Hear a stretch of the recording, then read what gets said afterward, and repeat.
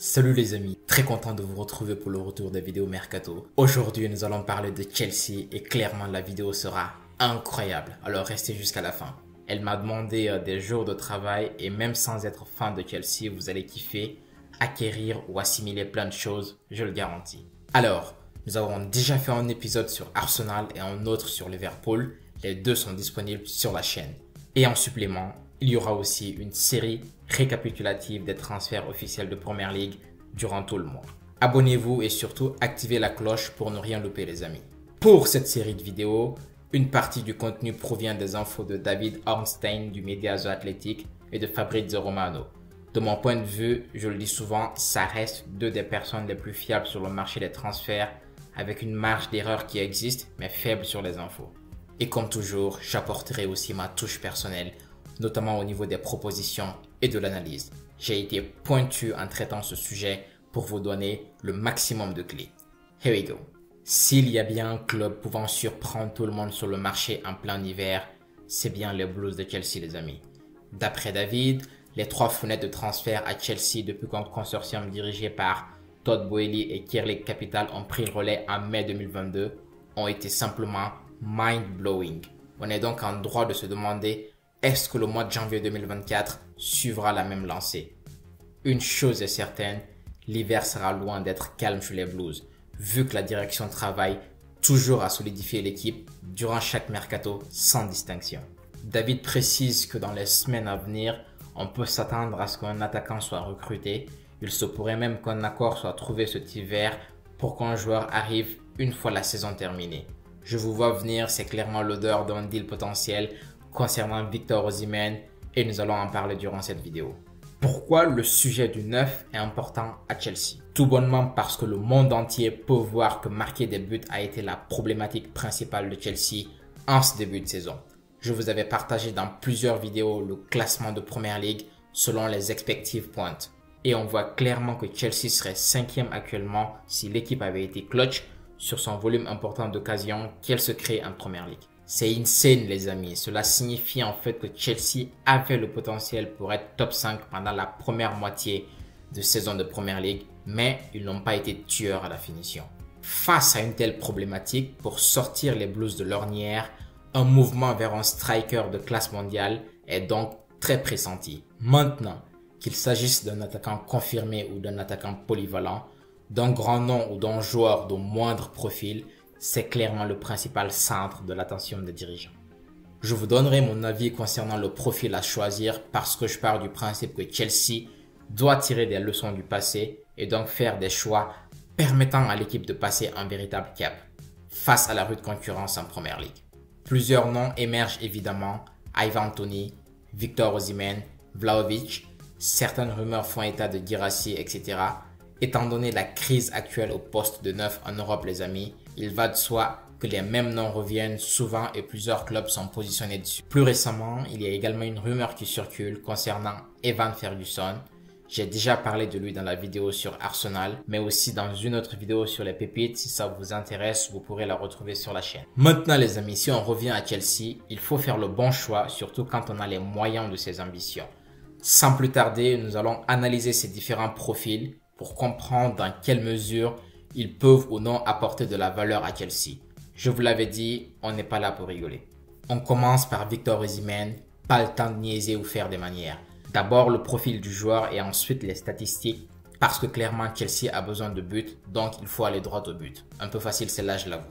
Victor Osimhen les amis, il se caractérise par différents éléments.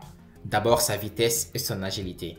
Osimhen est connu pour sa rapidité et son agilité sur le terrain. Il possède une accélération impressionnante qui lui permet de prendre de vitesse les défenseurs adverses.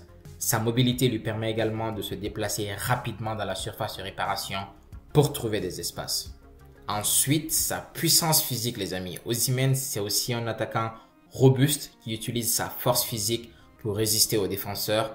Il est capable de protéger le ballon et de lutter dans les duels physiques, ce qui en fait un attaquant difficile à contenir.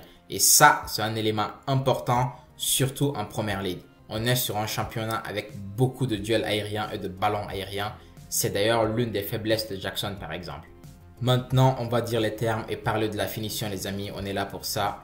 Et il faut reconnaître que sa capacité à marquer est l'une de ses principales forces. Osimhen est capable de convertir les occasions en buts avec une variété de finitions, que ce soit des frappes puissantes, des tirs précis ou des reprises de volée, il est chaud. Il a également une bonne instinctivité devant le but. Les gars, vu les besoins de Chelsea, il pourrait n'avoir aucune autre qualité, celle-ci lui suffirait à se faire une place de choix dans l'équipe.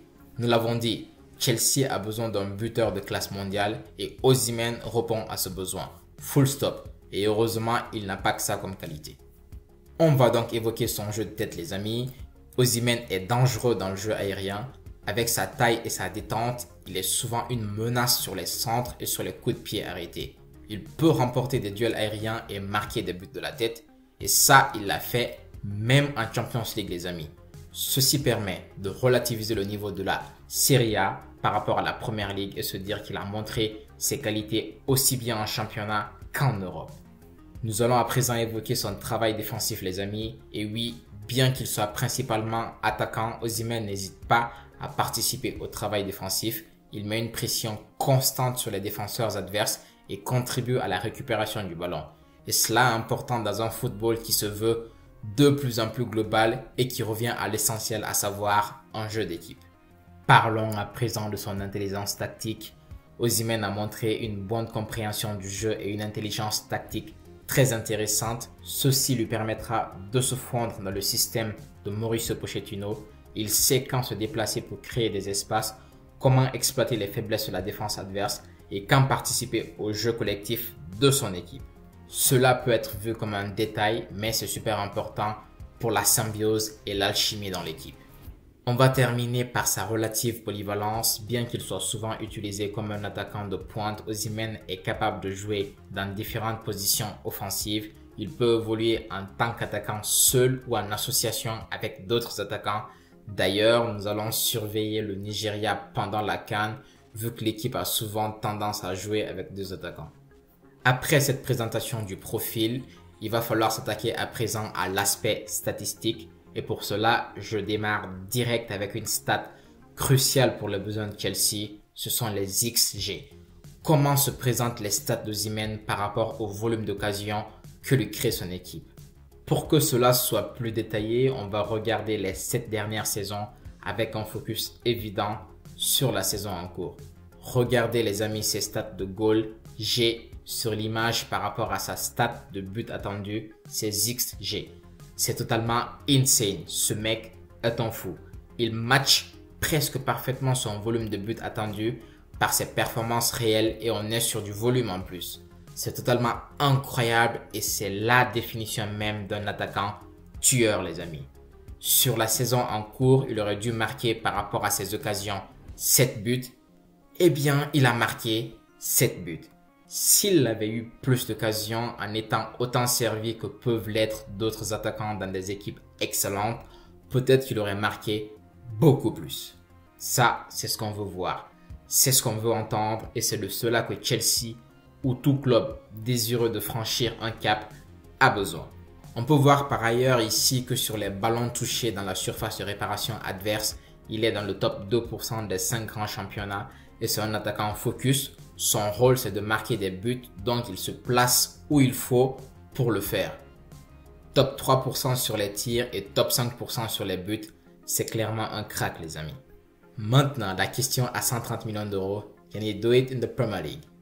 Si cette question était facile à répondre, on n'aurait quasiment aucun flop sur le marché des transferts au sein des gros clubs. Il y a des équipes statistiques qui ont pour rôle de déterminer si un joueur peut faire l'affaire et malgré tout, on a des flops quand même. Pourquoi? Accrochez-vous les amis, on arrive à un moment super intéressant de la vidéo. Eh bien parce que ce sont des humains et non des robots les joueurs et différents éléments peuvent influer sur le niveau de performance d'un joueur. Des fois, cela n'a aucun rapport direct avec le terrain, d'autres fois si.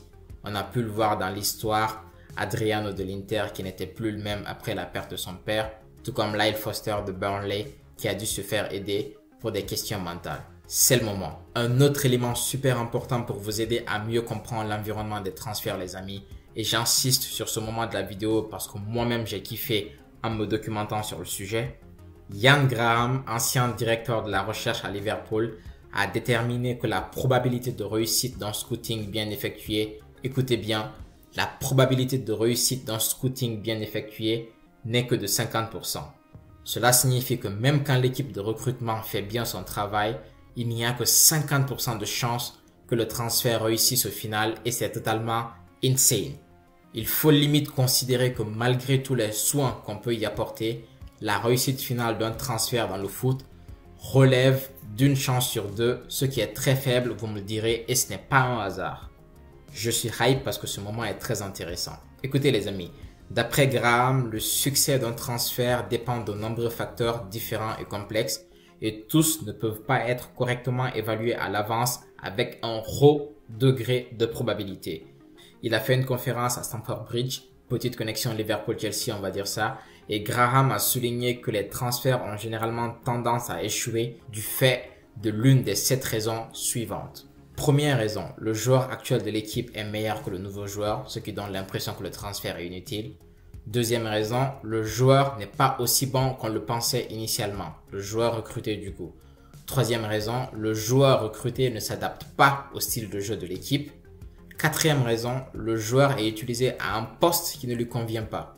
Cinquième raison, l'entraîneur n'aime pas le joueur et l'utilise donc mal. Sixième raison, le joueur a des problèmes de condition physique. Et septième raison, le joueur a des problèmes personnels. D'après Graham, même si un club estime à 90% la probabilité qu'aucun de ces facteurs cités ne se réalisera, dans un calcul simplifié, il a montré comment cela ne donne qu'une chance totale de 48 à 53% de réussite pour chaque transfert selon si on prend 7 ou 6 facteurs. Vous pouvez donc voir sur l'image ce même point ici repris par le média The Athletic qui présente bien cette réalité-là. Ceci permet de comprendre les amis que lorsqu'on fait du très bon boulot, on a tout de même 53% de chances de flop. Il est donc plus facile pour un transfert d'échouer que de marcher et ça c'est super important à savoir. Maintenant, imaginez un club qui ne fait même pas ce travail initial pour se rapprocher des 50% de chances de réussite. On sera évidemment sur un club qui enchaîne les flops avec des transferts très onéreux. Je sais à quel club vous pensez, on va tous le garder en tête et avancer. Et donc, pour revenir à l'essentiel les amis, est-ce que Victor Osimhen peut réussir à Chelsea? Ma réponse est oui et j'estime que c'est un pari à prendre. Aujourd'hui sur le marché, c'est le joueur qui se rapproche le plus de ce qu'on recherche quand on parle d'un top 9 et il ferait clairement passer un cap à n'importe quel club de PL si tout se passe bien. On enchaîne avec Vlahovic les amis, c'est un attaquant serbe de 23 ans qui joue actuellement pour la Juve. Il est connu pour être un buteur prolifique, mais il a connu une saison difficile en 2022-2023. Concernant son profil, nous sommes sur un attaquant physique et puissant qui peut tenir le ballon et résister aux défenseurs, ce qui est très important pour combiner avec lui évidemment. Il est également un finisseur clinique et il a une excellente technique de frappe de balle. C'est ce qu'on recherche sur un neuf aujourd'hui. Il peut avoir toutes les qualités, mais son rôle primordial est de finir les occasions et tu sais qu'avec Dusan Vlahovic, tu obtiens ce que tu recherches à ce niveau. Tout comme Osimhen, Vlahovic est aussi capable de marquer des buts de différentes manières. Ceci apporte une polyvalence dans le jeu de l'équipe avec la possibilité de le toucher de différentes manières en vue de finir. Concernant ses points négatifs, il doit améliorer son jeu dos au but et sa capacité à créer des occasions pour ses coéquipiers. Il a également connu des problèmes physiques, notamment une pubalgie qui a affecté ses performances et forcément cela amène à des réflexions, surtout dans le cadre d'un investissement sur le long terme. Est-ce qu'il est totalement remis de ses pépins physiques? Un dernier point, mais cela dépend pas de lui, il faut le dire. Vlahovic a été desservi par le manque de jeu de la Juve cette saison, moins de créativité, ce qui a limité ses opportunités de marquer. Ça reste un attaquant hors pair qui fait au mieux avec ce qu'il a. Quand on regarde ses stats les amis, il match presque chaque saison ses XG, ça veut dire qu'il fait presque souvent ce qu'il aurait dû faire au vu des occasions en sa possession. C'est donc un gars décisif qui ne gâche pas beaucoup d'occasions. On peut donc déduire que si les occasions sont là, c'est une valeur sûre pour les mettre au fond. On va à présent traiter d'Ivan Toney les amis, qui est souvent évoqué du côté d'Arsenal d'ailleurs. Mon avis est qu'il était sur une pente ascendante incroyable avant sa suspension. C'est un gars qui a énormément confiance en lui et qui a besoin d'éléments supplémentaires pour le booster. Il déclarait qu'il avait l'habitude de parier sur lui-même en disant qu'il allait marquer. Au final, il le faisait et repartait avec l'argent. On est en droit de se demander qu'est-ce qu'il trouvera comme motivation pour se booster maintenant qu'il n'a plus les paris sportifs comme driver.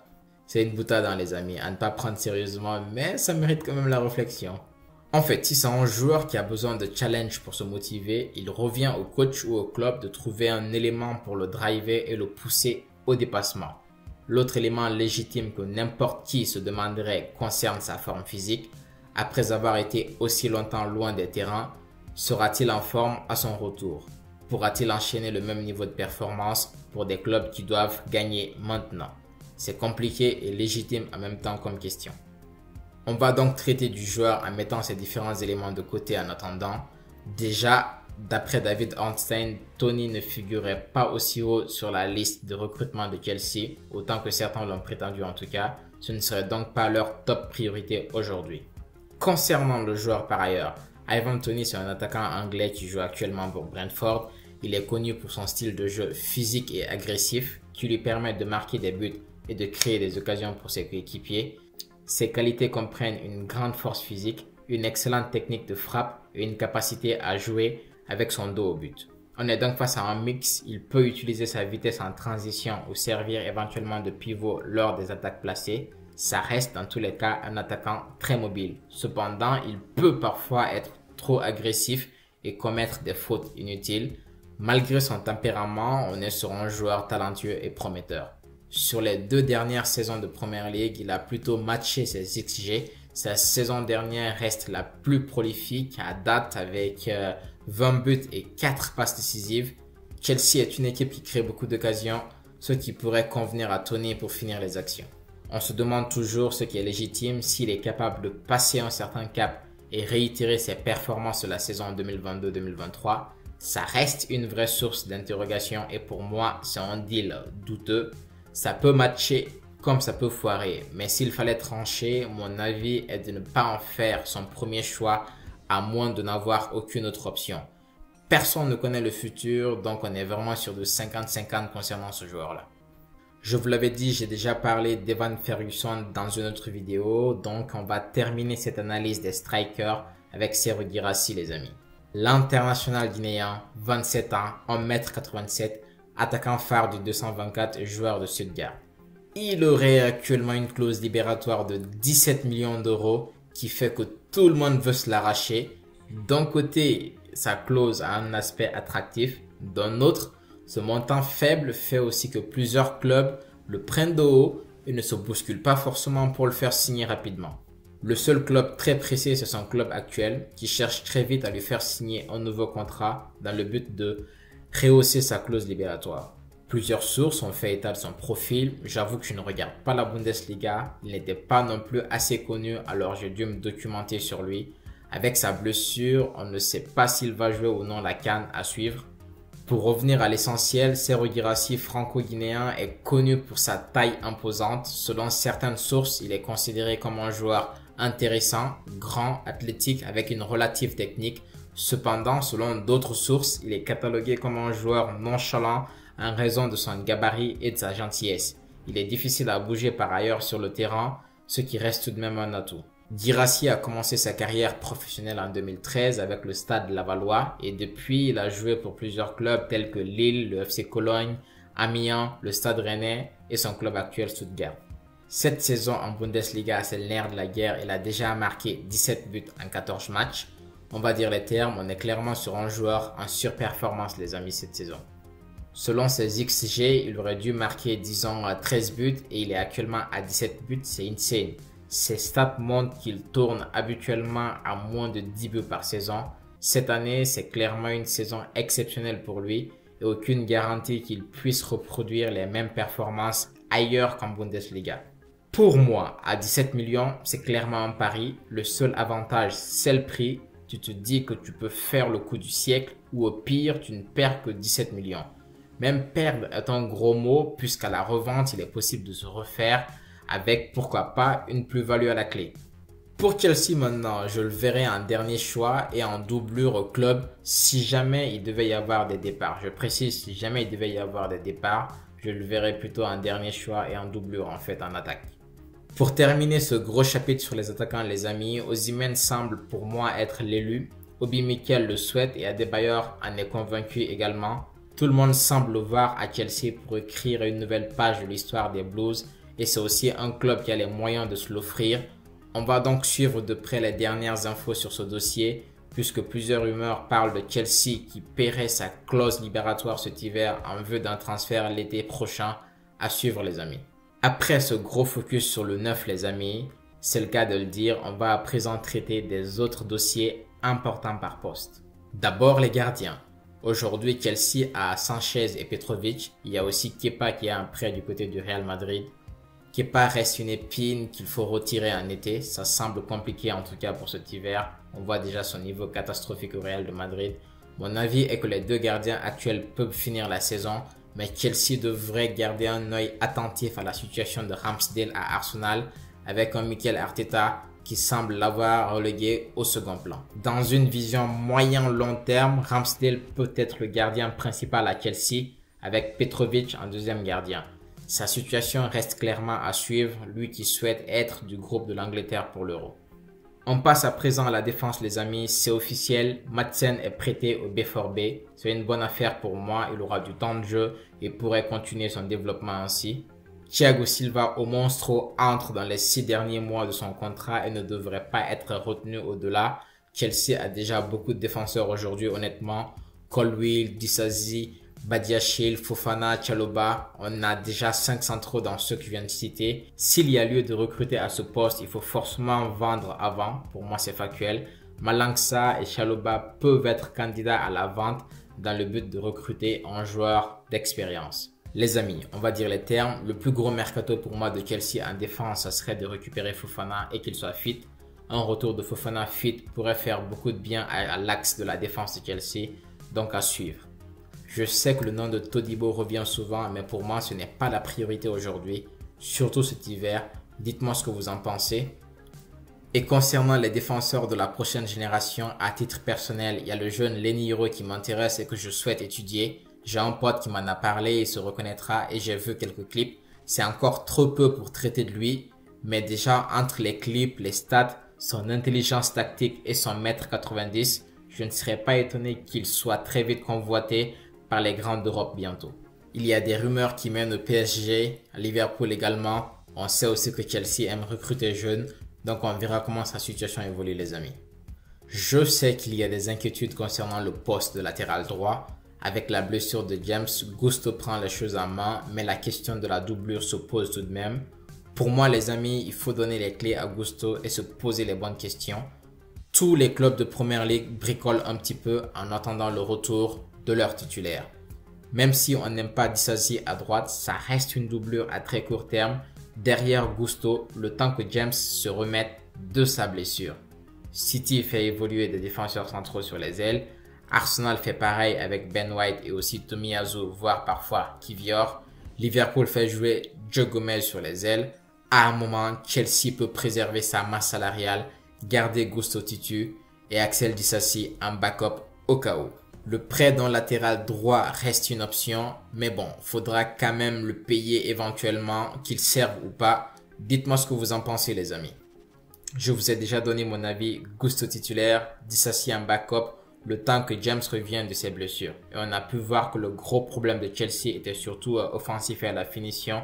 S'ils gèrent offensivement les occasions, ça leur permet de gagner beaucoup de matchs. En tout cas, à gauche, il y a Colwill qui peut dépanner, c'est donc pas plus mal. On est clairement sur une situation similaire avec Colwill et Disasi, respectivement à gauche et à droite, et ça renforce mon raisonnement tout à l'heure. Le milieu de terrain, les amis, ça va aller très vite à mon avis. Chelsea a entre 7 à 8 joueurs qui peuvent jouer dans l'entrejeu pour les 3 postes, les amis.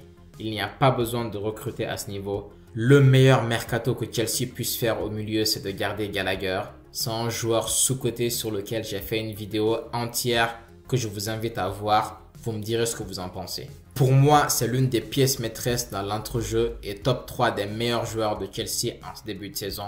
Ça serait dommage qu'il soit vendu uniquement pour des raisons comptables. J'ai appris que Pochettino souhaite le garder et je le soutiens dans cette décision. Dans tous les cas, Tottenham et Newcastle étant toujours parmi ses admirateurs, on verra comment ça évolue. Gallagher a encore 18 mois dans son contrat et normalement un nouvel accord sera signé bientôt ou une vente envisagée. On verra ce que les dirigeants décident à ce sujet. Pour moi, il faut éviter le cas à Marseille qui avait Guendouzi, qui a vendu Guendouzi et qui s'est mis à rechercher sur le marché un joueur comme Guendouzi. C'est tout bonnement paradoxal. Détail important, je sais que Pochettino est beaucoup critiqué, les dirigeants aussi, et que parfois les fans veulent que tout le monde s'en aille. Mais bon, si c'était aussi simple, ça se saurait. Je pense personnellement que le problème de la finition reste le très gros enjeu et on en a traité dans la première partie de la vidéo. Il faut savoir que parfois un 9, sans tout résoudre, peut représenter à lui tout seul 50% des buts de son équipe, ce qui est clairement un game changer s'il a une excellente finition. Concernant l'attaque, je pense que Chelsea devrait terminer avec le duo actuel. Le vrai enjeu serait de signer Osimhen pour un transfert et une arrivée pendant l'été. Sinon, Chelsea peut signer Guirassy avec l'idée d'en faire une doublure et vendre Broja, mais franchement, ça ressemble à un jeu inutile de chaise musicale. Un tel procédé avec aucune garantie réelle de step-up reste vraiment à relativiser. Après, la diversification de profils de neuf en attendant un top joueur peut être un argument, mais franchement sans plus. Oui, Guirassy est bon de la tête, ce qui est la faiblesse de Jackson aujourd'hui. Du coup, le signer pourrait permettre d'avoir un duo complémentaire, mais franchement sans plus. Par ailleurs, les amis, plusieurs prêts de joueurs sont envisagés comme celui de Chalobah. Madueke de son côté devrait rester cet hiver, son profil est plutôt bien apprécié en interne. Voilà les amis, vidéo un peu longue, mais j'ai pris beaucoup de plaisir à la faire et je souhaitais vraiment brosser tous les aspects afin de vous donner cette vision globale du marché des transferts de Chelsea et non forcément exhaustive non plus. Vous l'avez certainement réalisé, elle m'a demandé beaucoup de travail, alors si cela vous a plu, n'hésitez pas à vous abonner et activer la cloche, un like ou un commentaire pour me donner votre avis sur le mercato. Ça fait toujours plaisir et nous pourrons continuer la discussion dans les commentaires. Merci d'avoir regardé cette vidéo. J'ai d'autres vidéos qui arrivent, dont une qui me hype énormément, mais je n'en dis pas plus et j'avance dessus. Les prochaines vidéos sur le mercato en première ligue vont continuer, alors on active la cloche pour ne rien manquer les amis. D'ici là, merci encore, prenez soin de vous la famille, ciao.